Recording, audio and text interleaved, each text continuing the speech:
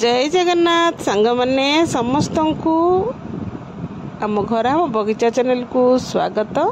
आज हूँ पवित्र गणेश चतुर्थी रे समस्त को ढेर सारा अभिनंदन शुभेच्छा शुभकामना।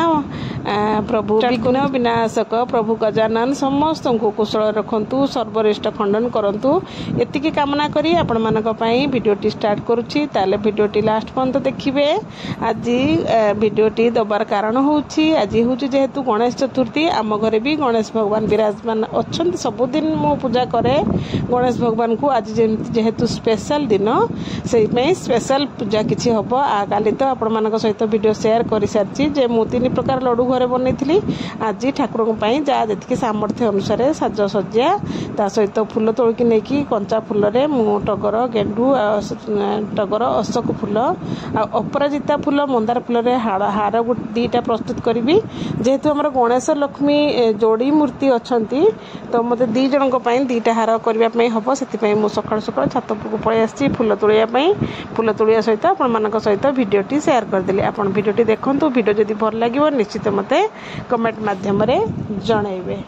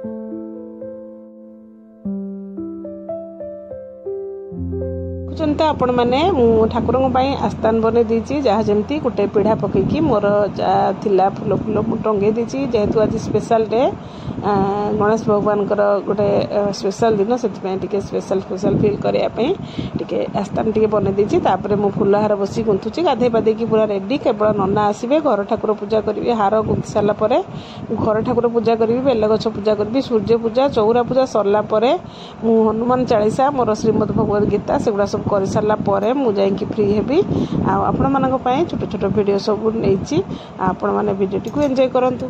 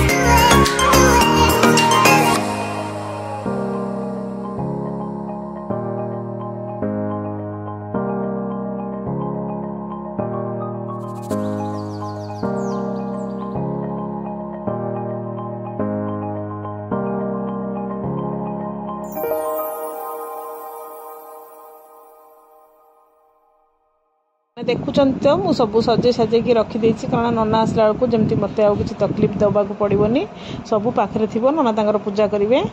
ଆଉ ଏଇ ତ ମୋର ହାର ଗୁନ୍ଥା ପ୍ରାୟ ଗୋଟେ ହାର ସରିଯାଇକି ରଖିଦେଇଛି। ଏବେ ମା ଲକ୍ଷ୍ମୀଙ୍କର ଗୋଟେ ହାର ପ୍ରସ୍ତୁତ କରୁଛି ଅଧା ହେଇଛି ଆଉ ଟିକେ ହେଇଗଲେ ଛୋଟ ଛୋଟ ମୂର୍ତ୍ତି ମୋର। ଆଉ ଦେଖନ୍ତୁ ଗଣେଶ ମୂର୍ତ୍ତି ପାଇଁ ହାର ବନେଇ ଦେଇଛି। ଆଉ ମୁଁ ବି ଆଜି ଯେଉଁ ଶାଢ଼ୀଟା ପିନ୍ଧିଛି କେମିତି ଲାଗୁଛି ନିଶ୍ଚିତ କହିବେ। ଆଉ ଯେହେତୁ ଆପଣମାନଙ୍କ ସହିତ ଭିଡ଼ିଓ ଦେଉଛି ଟିକେ ସ୍ପେଶାଲ ଲୁକ୍ ବି ଆଣିବା ଦରକାର ସେଥିପାଇଁ ମୁଁ ସକାଳୁ ସ୍ପେଶାଲ ଦିନରେ ସ୍ପେଶାଲ ଲୁକ୍ ସହିତ ଆଉ ଭିଡ଼ିଓଟି ବି ଆପଣମାନଙ୍କ ସହିତ ଆରମ୍ଭ କରିଦେଇଛି। ଆପଣମାନେ ଦେଖନ୍ତୁ ଫୁଲହାର ତ ଗୁନ୍ଥା ମୋର ପ୍ରାୟ ସରିଗଲାଣି ଆଉ ହେଇଗଲା ଫୁଲହାର ତ କମ୍ପ୍ଲିଟ୍ ହେଇଗଲା। ଦୁଇଟା ହାର କରିଦେଲି କରିସାରିଲା ପରେ ମୁଁ ଆପଣମାନଙ୍କୁ ଏବେ ଦେଖାଉଛି।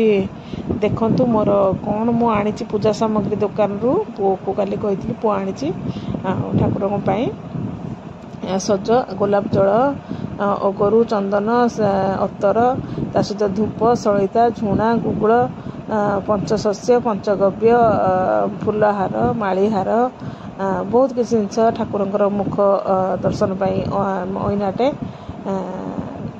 ଆଉ ଆମର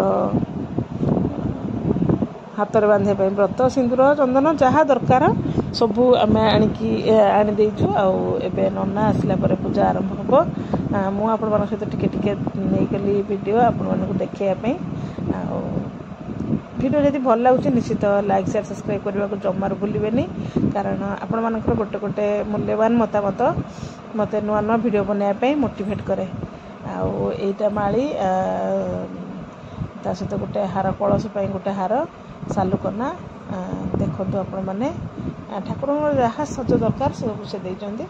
ଆଉ ଏଇଭଳି ଭାବରେ ଆଜିର ଦିନଟି ଭିଡ଼ିଓ ଦେଖନ୍ତୁ। ଏଇଟା ବୋଧେ ମୋତେ ଲାଗୁଛି ପାର୍ଟ 1 ଯିବ ପୂଜାର ପାର୍ଟ 2 ଆଉ ଗୋଟେ ମୁଁ ସେଟ୍ କରିବି କାରଣ ଏଇଟା ତ ଏମିତିରେ ବି 13 ମିନିଟ୍ ହେଇଗଲାଣି କାଟି କୁଟାକି। ଆଉ ଯଦି ସେଟା ମୁଁ ଆଡ଼୍ କରିଦେଉଛି ତାହେଲେ ଏଇଟା 25-30 ମିନିଟ୍ ହେଇଯିବ। ଆପଣମାନେ କେତେ ଭଲ ଲାଗିବନି ବୋରିଂ ଲାଗିବ ସେଥିପାଇଁ ଫାଷ୍ଟ ପାର୍ଟଟା ଏଇଟା ଦେଖି ନିଅନ୍ତୁ ପୁଣି ସେକେଣ୍ଡ ପାର୍ଟ ମୁଁ କାଲି ଆଣିବି। ଏଇ ଯେଉଁ ଦେଖୁଛନ୍ତି ମନ୍ଦାର ସାଙ୍ଗରେ ଦୁବ 21ଟା ଦୁବ ସାଙ୍ଗରେ ଗୋଟେ ମନ୍ଦାର ଫୁଲ ବାନ୍ଧିଛି ଏଇଟା ଗଣେଶ ଭଗବାନଙ୍କୁ ଅର୍ପଣ କରାଯିବ। ଆଉ ଆମର ହାର ଫୁଲ ହାର ଗୁନ୍ଥିବା ସବୁ କାମ ସରିଗଲା ପରେ ମୁଁ ଆପଣମାନଙ୍କ ସହିତ ଗୋଟେ କ୍ଲିପ୍ସ ନେଇଛି ଯେ ମୋର କାମ ରେଡ଼ି ହେଇଗଲା ତାହେଲେ ଏବେ ପୂଜା ପାଇଁ ପ୍ରସ୍ତୁତି ପୁରା ସବୁ ରେଡ଼ି ଆଉ ଖାଲି ନନା ଆସିବା ବାକି ଅଛି। ତାହେଲେ